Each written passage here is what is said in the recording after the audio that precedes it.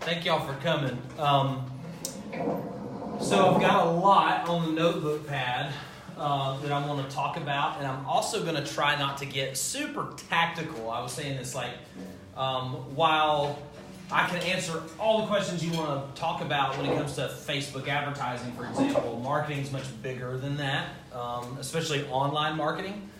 So we'll spend a ton of time answering questions if you guys have them. I'm super interested really in making this practical and less pontifications in theory from Josh.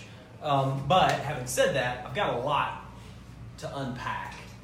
So we'll spend 20 minutes or so going through my 14 online marketing secrets. Now here's the reality, is that these aren't online marketing secrets. These are marketing secrets.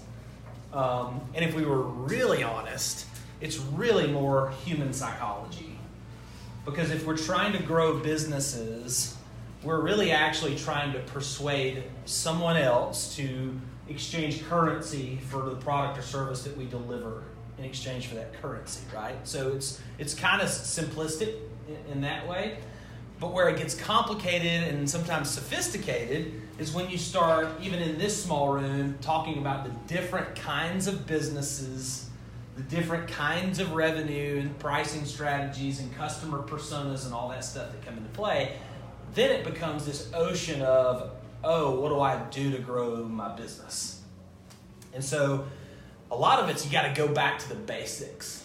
And this isn't like ground balls and fly balls type stuff. We're going to get into some great stuff, but I just want to set the pace and set the tone. What we're talking about are fundamental marketing secrets. And then I'm hoping you have questions that will help me help you deploy them online, if that makes sense.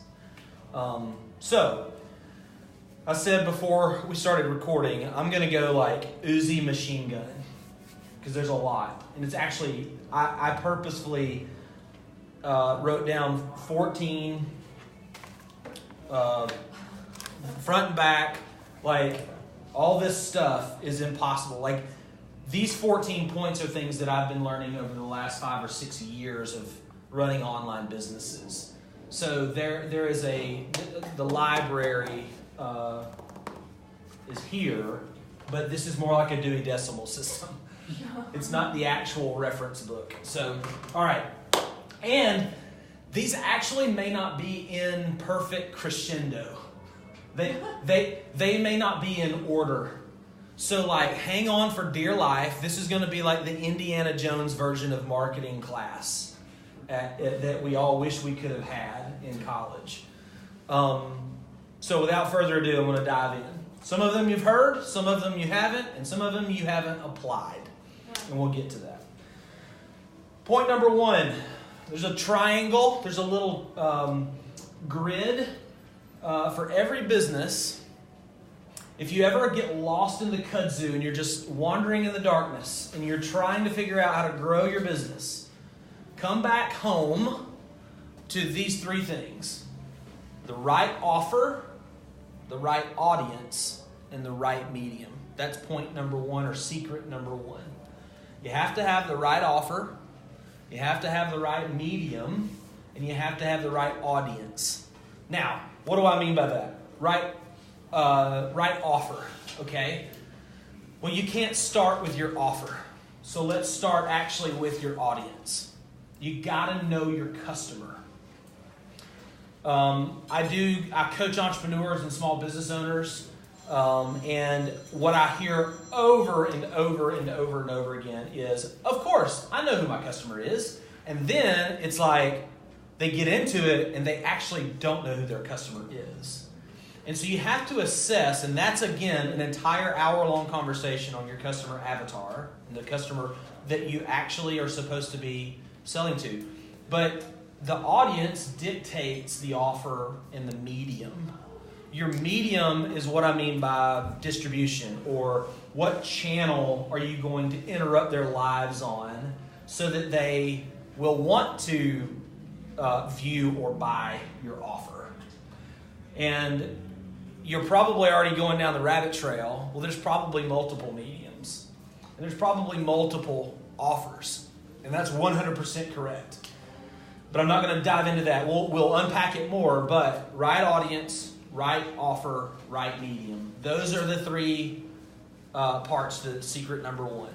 And I use it sometimes just as like a kind of like when you're playing tag and you have like the safety zone to hide from your brothers and sisters because they can't tag you there. Like this, right audience message or right audience medium and offer is safety zone. It's where you go back because business gets crazy. It's where you go back and get centered. All right, secret number 2. The anatomy of good marketing starts with the story you tell. And a story isn't always the length of a J.R. Tolkien novel. A story could be 2 pictures side by side showing a before and after. But there are 3 main components to story when marketing. There are the origin story, the origin of your company, the origin of your product. Like, what's the product story? Well, we created Dollar Shave Club because guys were sick and tired of throwing away Gillette razors every month, blah, blah, blah. And then you have your customer story, also known as social proof. You've got Sally who just used your product and she is now the after image that you're comparing with the before image. And so the customer story, think of intrinsic circles.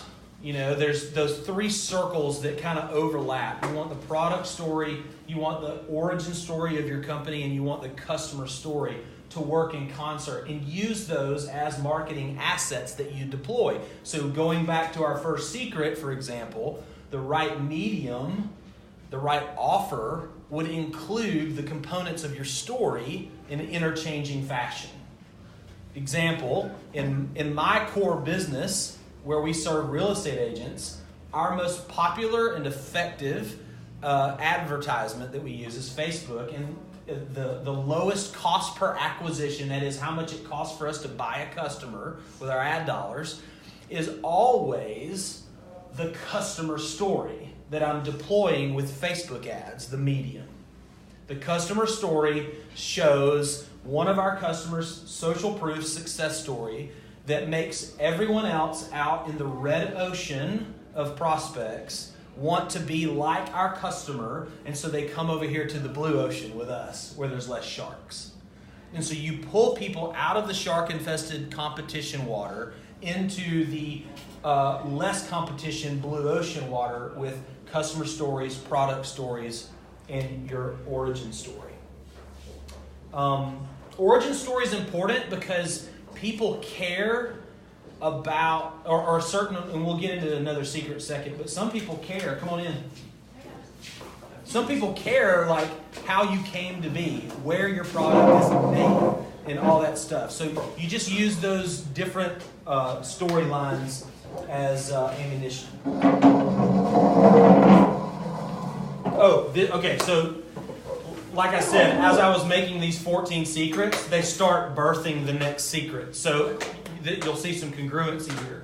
So now I've got people buy for different reasons. So don't fool yourself that everyone is buying for the same reason that the previous person bought for. Which means you actually need to go sell a bunch of stuff before you think you've got it figured out. You need to go get customers.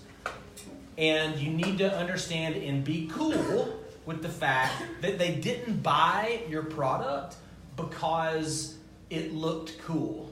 They bought it because someone told them to. Or they bought it because they actually just wanted to buy something that they've never tried before. Or they bought it because there was some kind of status mobility involved. Or they bought it because there's usually 5 to 7 different reasons why someone would buy your product or your service. And you need to, as fast as possible, identify those different psychologies, the things that are driving the purchase behavior. Because then you have the purchase behavior that you want to target and stimulate in the marketplace. If you're just throwing, unaimed, unintelligible marketing activity out there, you'll never find predictability. When I say people buy for different reasons, what I'm really ultimately getting to, and I'll draw something on the board with something you guys may or may not have seen in psychology class in school.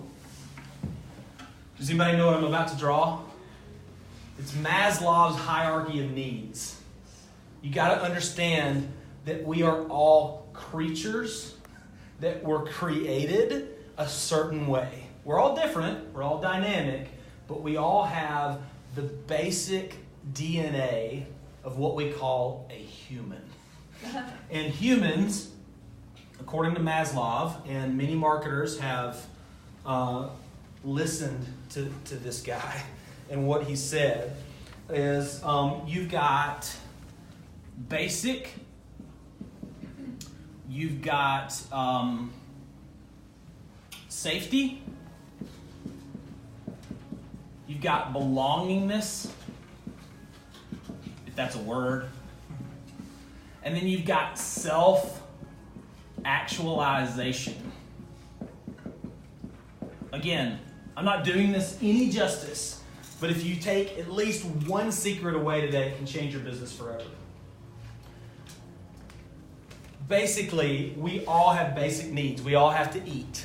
So everybody in here have or will today eat food. So restaurants will always be in business. That's the reason why people will buy there. But then even if you take the restaurant niche and subdivide it, well, I like to eat a certain kind of food because I can, or I've got to eat or I'll die. Regardless, you can see the basic need goes up then to safety. I got to stay alive. I don't need to play in the road, and I don't need to let my kids play in the road.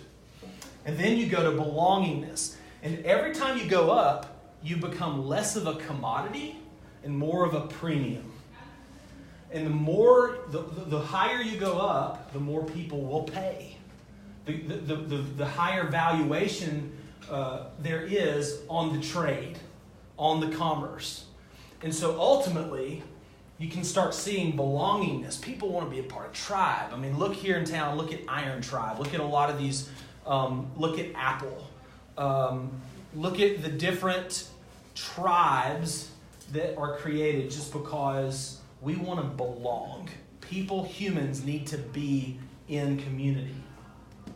And then lastly, the top and most valuable thing when it comes to purchasing behavior is self-actualization. What is my purpose in life? So, back that out and be cool. By the way, this doesn't mean this business that is approaching this behavior is better than this business. It's just the psychology of the human that you need to be okay with. So if you're selling something that has to do with safety and keeping burglars out of houses, then that's cool. Scale your growth around that hierarchy of need. If you are a life coach or a business coach for Inc. 500 CEOs, expect to get paid a lot more per transaction, but probably less often because there's a smaller pool of customers. So it's just a place to be self-aware around. If you're selling blankets from Peru on e-commerce sites to people around the globe, just understand that you're just going to be selling a commodity lower on the hierarchy of needs. And that means that you need to be better at catching attention and providing a unique selling proposition. People buy for different reasons, okay? Moving on. Get outside of your own assumptions about what the market wants. You do not represent your customer. Well, this is what I would do, so I'm going to build my thing around that. That's my behavior. So people, Shipped was just sold to Target for north of $500 million. Well, when Shipped first started, they were delivering brownies to my doorstep from Ashley Max. Like, it had nothing to do with Publix. And they evolved, and they realized that they had this idea. They deployed tests. They deployed activity. They created action that caused traction. And then they become super defined in what they did. We deliver groceries. We pick up, purchase, and deliver groceries. And now they have a massive valuation and an exit. And we're not all out there to do that, and that's fine if you just want a lifestyle business. But ultimately, every business has to know the customer. It's a massive marketing secret. Massive. Probably one of the Rosetta Stones of your entire sales and marketing ecosystem is understanding. We've done 10,000 phone calls in my main business with our customer avatar. We can finish their sentences.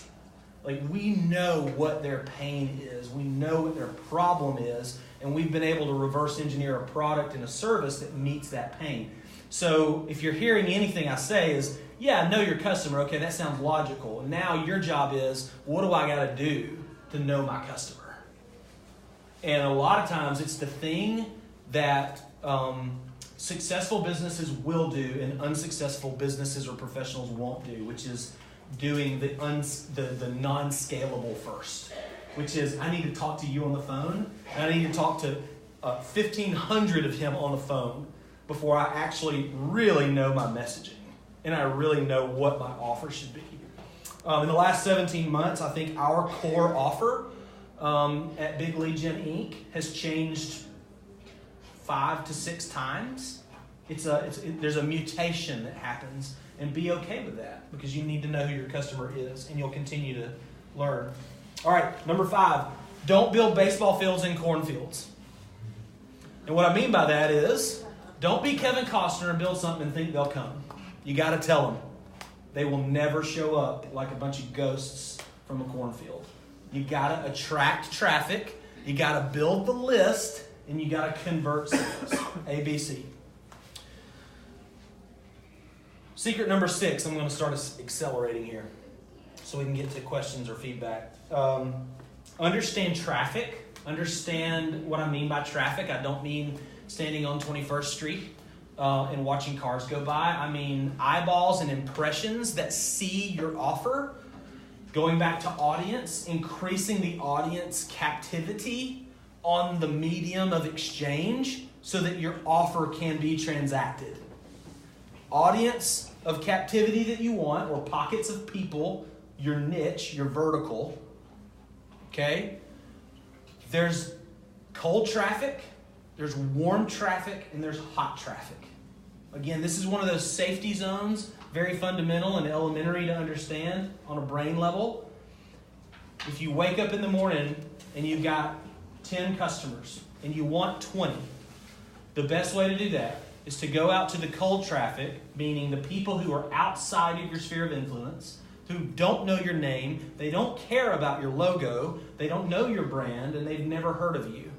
Those people, your job today is to move them into the warm market bracket.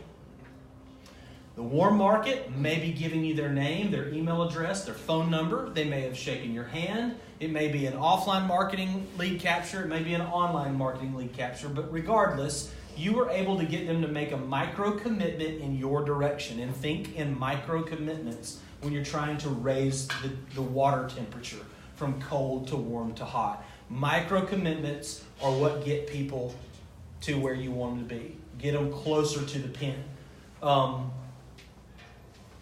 Warm traffic to hot traffic. Hot traffic is, I've got my credit card out, where do I pay? Hot traffic is, if I go and ask them, if I give them an offer, really good chance I'm going to close them. And so we want to go from cold, warm, hot. Cold, warm, hot. That should inform your marketing decisions every day. Any questions so far?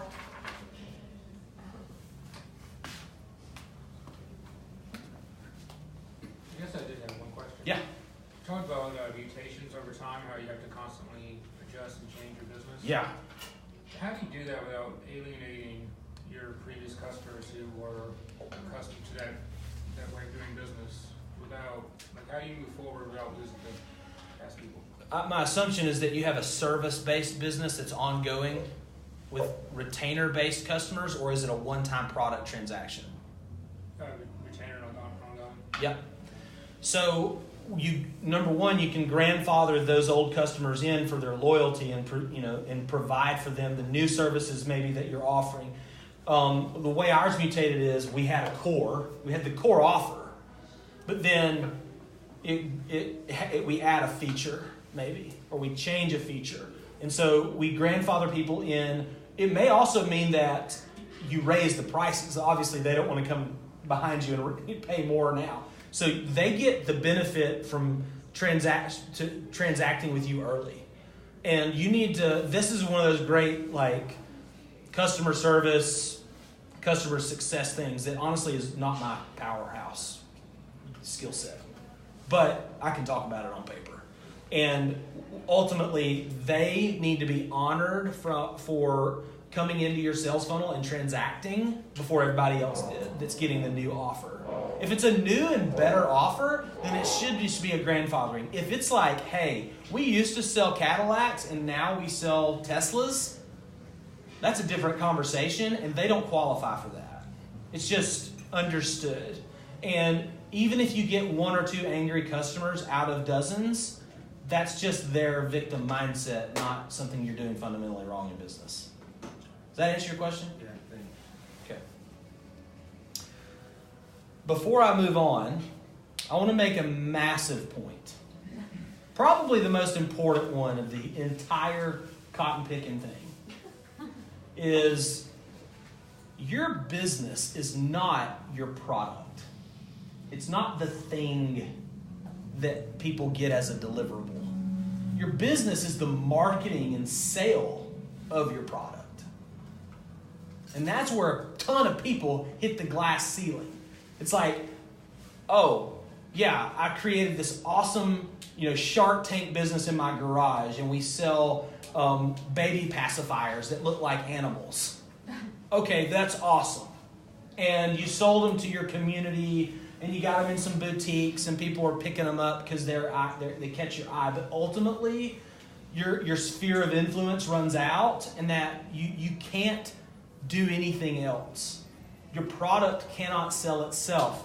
Baseball fields in the cornfield. You must commit and sell out to the marketing of your business. That's the thing that allows growth. So if today's title is Online Marketing Secrets to Grow Your Business, the umbrella, big secret is that you don't grow if you don't sell out and make 80% of your activity marketing and sales. Even if you're not a salesy person and everybody's scared of being salesy, if you follow Maslow's hierarchy of needs and you're meeting people where they have bleeding neck pains, they will take the tourniquet. You need to simply get passionate about the marketing and distribution of your thing, your company. Okay, what time is it? Am I good on time? 12:25. Okay, good. Secret number 7, think in funnels, not in websites. If you haven't been introduced to the word funnel, marketing funnel, sales funnel yet, I would encourage you to take a deep dive, because every business has a funnel, whether you call it that or not. McDonald's has a funnel. McWayne Center has a funnel. Everyone has a funnel. Now, regardless of semantics, the old school days of me having a website, again, baseball fields and cornfields, having a beautiful, unbelievable website experience is becoming less and less important. And what's more important is your ability to capture attention on a paid traffic medium and move people in micro commitments further down your funnel. Top of funnel, middle of funnel, bottom of the funnel. And always, all day long, you can kind of see the parallel between cold traffic, warm traffic, hot traffic. Thinking in funnels will change the way you market your business. Every day, attract traffic, build the list, convert sales. A, B, C. That's the way you whittle down and disqualify people who have no business being in your business as customers, and qualifying people with micro commitments further down. There are 3 ways to grow a business. There are only 3 really. Number 1, create new customers. Number 2, when those customers are created, get them to pay more than the average cart value. And number 3, get those customers to order from you again. New customers, high average customer value, customer lifetime value. If you increase those 3 metrics, or any 2 of those simultaneously, you will grow exponentially. It's just math. Number 8, I've got number 8 and 9 I stole from a friend, but I apply them all the time. My friend's name is Casey Graham. He has a great podcast called the 7-Figure CEO Podcast. You should listen to it. He's a business partner and really, really smart dude when it comes to entrepreneurship and business. These 2 secrets come from him. Secret number 8 is automation trumps determination. You may be sold out on your customer. You may have the best product quality on the planet, but you are only you. And you must leverage automation both in your marketing and customer acquisition and also in your fulfillment of the product. You can be the most determined, noble, loyal business or professional, but you are going to run out of time. So create automations like email marketing, messenger bot marketing, video delivery of products, automate your physical product shipments, automate everything you can with a caveat. Secret number 9, nail it, then scale it. So don't try to automate something that you haven't dominated yet, that you haven't, in a crystal clear fashion, you know that these are the mechanics that have to happen in order for this to happen. Okay? One of the most practical errors I see a lot of business owners make, especially during the early struggle startup phase, is that they start to try to outsource the marketing of their business. Okay, I've got to, I'm making, I always go to physical products. So I coach insurance agents on how to grow their business. Okay, so I'm gonna go hire a Facebook advertising agency. I just started 2 weeks ago, this new endeavor, but I'm gonna go ahead. Somebody said I need to be doing Facebook ads. So I'm gonna go do Facebook. I'm gonna get some, and then what's gonna happen is you hand over a check or a credit card to an ad agency that will gladly take your money. And then you're like, okay, I need leads. I'm gonna go back over here, y'all send me leads.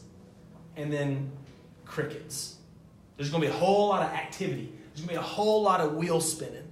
But they're over there trying to crack a code that you should have cracked before you handed it off to them. Like, get the repeatable unit, then scale it with agencies and automations. Okay? If you're trying to do something before you nail it, then you're trying to cut corners or jump over bases that you don't deserve to jump over yet, and you're going to pay for it. And the penalty is no sales or lack of momentum. And if you're an entrepreneur and you have a lack of momentum, it's like death by 1,000 paper cuts. So nail it, then scale it. Spend your time refining the repeatable unit. The repeatable unit is that thing you can sell with your eyes closed, because you know the customer, you know what audience they're in or pocket of people, you know the medium that they're always on, and you know exactly what they'll buy if you'll just put it in front of them. Secret number 10, leverage the power of contrast. I alluded to it. Before and after pictures is a great thing. Like, leverage the power of the contrast story. Success story versus, man, I was here and now I'm here. I was cold calling and door knocking and la-da-da-da-da. It was, just my knuckles were bleeding. I was knocking on so many doors trying to sell my Cutco knives. But then I bought Josh's marketing package and I have 100 customers and I don't have to cold call anymore.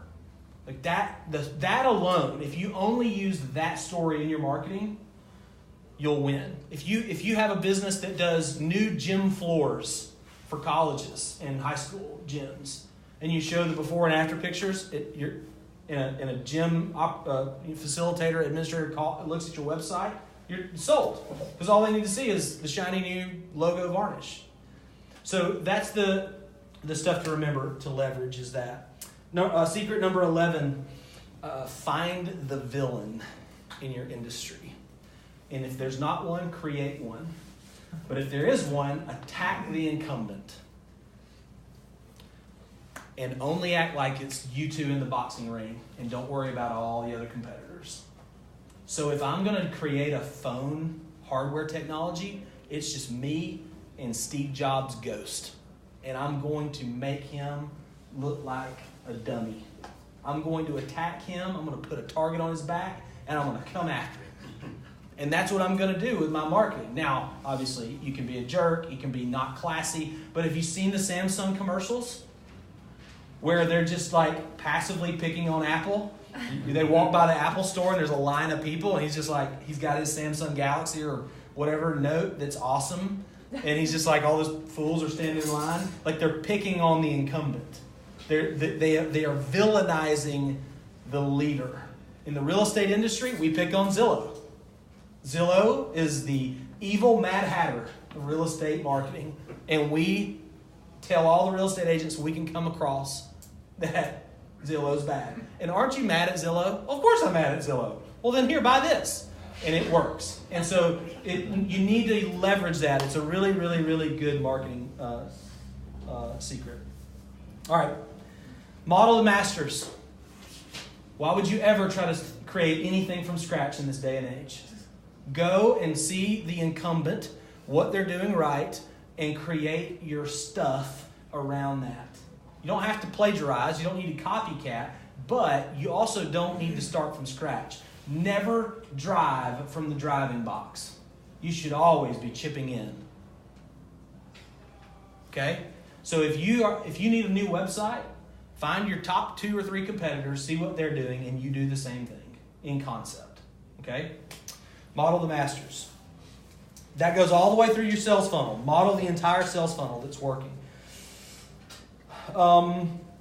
Number 13 is, I'm going to get a little formulaic now. This is a little practical. I call it this is original. I call it the 1-1-1 formula. Okay, this is just, again, more of a framework. So every business endeavor, or maybe you're not an entrepreneur, maybe you're an intrapreneur, maybe you are an independent producer inside of a company or a business where you have this silo of ownership. You have key performance indicators, you have your own P&L, whatever that might be. You need a framework. And what I've found is that almost every P&L, every business can be energized by this formula.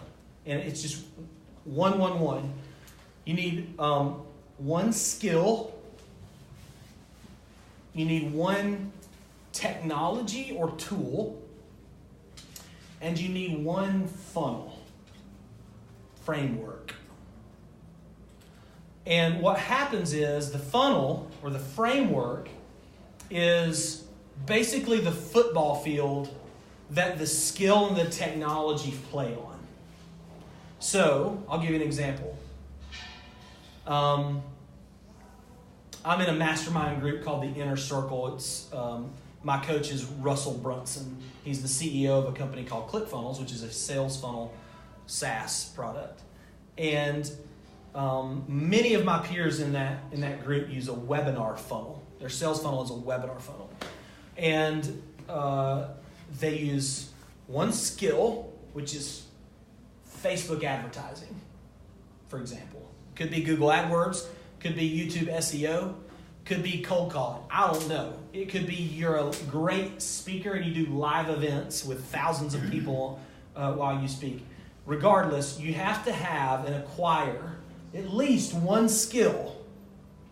And that is either your skill or you acquire the skill of another person to intimately animate a technology. So, I've got a skill, and then I've got a technology or a tool. And there you leverage a webinar platform of sorts and a webinar script that has the right offer and the right audience in mind. And the skill animates the tool, and maybe your tool is ClickFunnels, maybe your tool is GoToMeeting, maybe it's Zoom, whatever, it doesn't matter. This is just an illustration. Those two things are going to do a dance. You're attracting traffic with the skill, and you're converting sales with the tool, the technology, the script, the offer. And it's all happening inside the funnel, the webinar funnel. Does that make sense, or is that abstract? Does that make sense? Okay. So the 1-1-1 formula, again, is a safe place. If you ever lose focus and you're just like, I'm doing a little bit of everything, I need to do one thing. Come back to the 1-1-1 framework, and it'll help you get focused on the most important, most effective skill, the most effective funnel, the most effective technology. So one of the biggest epidemics in business is people having 1,600 different free trials and software tools. All right. Last secret, and then we'll talk, is hire a coach. If you want to go to the next level, get coaching from someone at the next level. And don't get a free coach, because you need to pay to go to the next level. There is a toll at the toll bridge. And if you want fast forwarding in your business, if you want to go to the next level, you need to hire someone who's already there or been there. The second way you go to the next level is immersion. Immersion is, okay, I want to learn how to do YouTube advertising. That means you stay up until 2 or 3 a.m. for 7 days straight, and you're spending whatever money you need to spend to test and market and figure out how to do YouTube ads. And then, guess what? You probably know more about YouTube ads than 99% of the people walking around the sidewalks of this city. And that's what it takes. But hiring a coach for a skill is massive. And usually the person without the skill is the person who's kind of dormant, like jellyfish state in the ocean. But the person who acquires a skill, great white shark. You can attack whatever target you need to attack and acquire customers. All right, I'm done with my marketing secrets. Any questions, feedback, pontifications, thoughts? Now's the time. Yeah.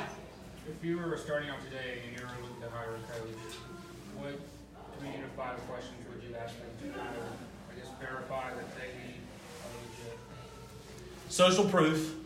You know, obviously, do they have customers that are successful? There are a lot of coaches out there. Gosh, you just got to be careful. Like, coach. Like, the internet comes around and knights you as a coach. Like, no one else. No, you know what I mean? So there's a little bit of salesmanship that goes into that. And if you're a coach in the room, or if you're watching this on video, like, it's okay. You got to start somewhere. But you definitely need to show. They need to show a pedigree of some kind. I'm definitely going to ask that. I'll give you an example. I hired a Facebook advertising coach. Well, it's impossible for you to know the ins and the outs of any advertising platform if you don't or have not executed a significant advertising budget. So I wanted to know how much my coach has spent on Facebook advertising, and he showed me a screenshot. And so he spends $1 million a month. So I'm like, okay, well, he's probably seen enough data patterns to help little old me, small business, out. And so it's kind of like proof, you know, trust but verify, definitely, when it comes to the skill acquisition coaching. Like if somebody's saying, I know how to do YouTube ads, I'll tell you how. Well, then you need to see examples of their YouTube advertisements. Not necessarily their copy, but the results, the metrics, etc. I don't even know if there's 3 to 5 questions, honestly. it's very subjective based on what you're wanting coaching in. If you're wanting coaching as a CEO, if you want to grow as a leader and someone who understands delegation and character development, well, then you want to go get a CEO. And I would say either an active CEO or someone who is a former CEO that may even still be coaching. Like, I had some great CEO coaches through Vistage, the Vistage Coaching Network. And in 12 months, I went from entrepreneur who, by the way, the difference between entrepreneurs and CEOs is entrepreneurs get it done.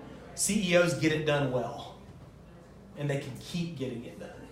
And so, all right, well, my coach was a guy who literally was like a fractional CEO. He was one of those like Navy SEAL CEOs that failing businesses would call. He'd come in, clean house, and in 5 months they'd be profitable again. And so, like, but because they understand data, like they understand that there's just objective truths about business, and so stuff like that. Yeah. What else? Questions, thoughts, or expansions on what I've said? I love the point you made about cracking the code before you go out and hire someone. Yeah. I've seen so many small businesses that they go out and they just hire an agency thinking, oh, this is going to make everything happen. And they're shocked when they're spending all this money and nothing's happening. And it's not that the agency's bad, it's just that they don't have anything to work with. And they kind of put the cart before the horse in that respect. 100%. And they're great. And I don't mean to throw agencies under the bus. They just are way more effective when you've got the thing in place. And they don't usually turn down business. Yeah. I think that would be the one Yeah. critique I would have. Is sometimes they should say, no, you're not ready, but they're never going to say that. They'll say, sure, we'll take your money and see what happens. Yeah. If an agency or a coach turns you down, then that's the one you want. No doubt. Then you just become a bird in their saddle until they let you hire. What are some of the key indicators that you're in the nailing it stage?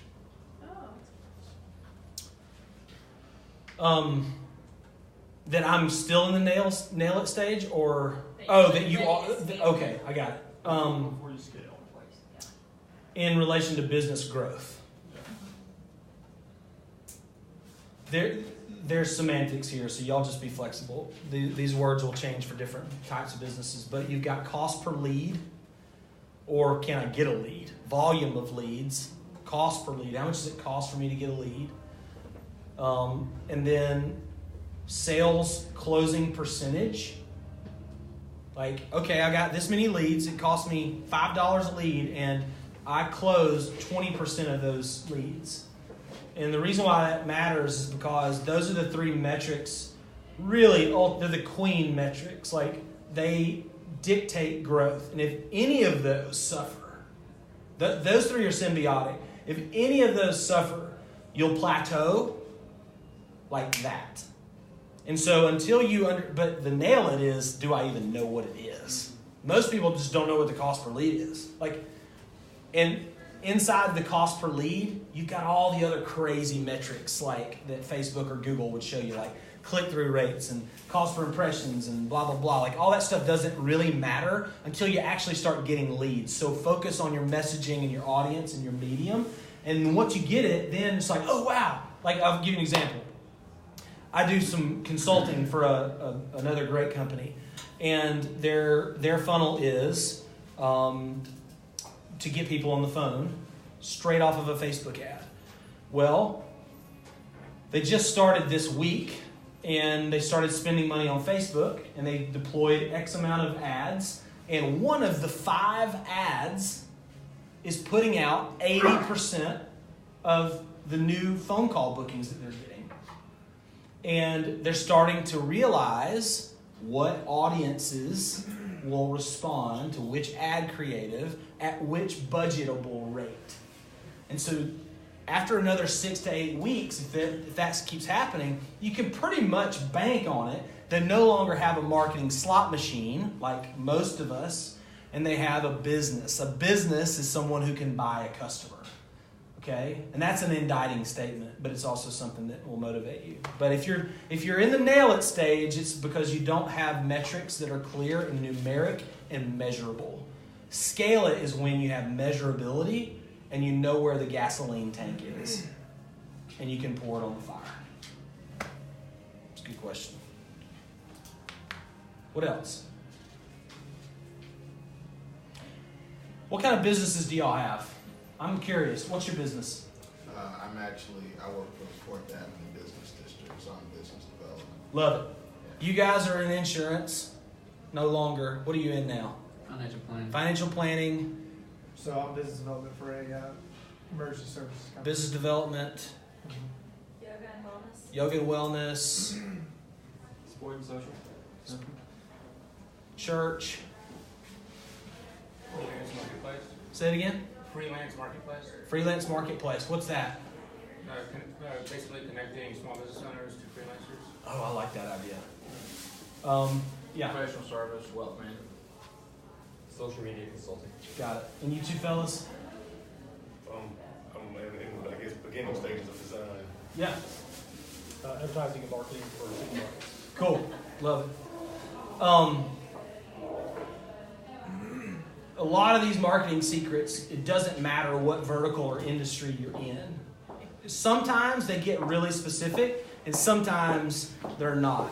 So a lot of the online stuff doesn't maybe apply to marketing. Is it 4 or 2 supermarkets? It's for them.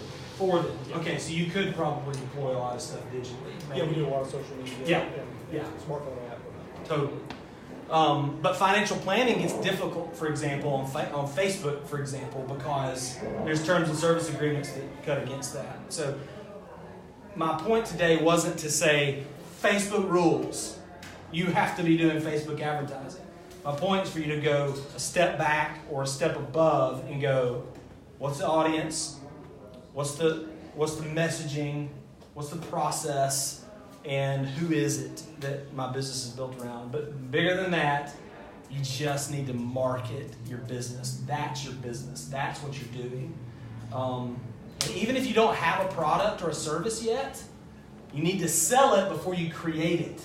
Don't go build this awesome widget and then nobody wants it. You got to reverse engineer it first. Any other thoughts or questions before we end? Awesome. Thank y'all. See ya. Thank you.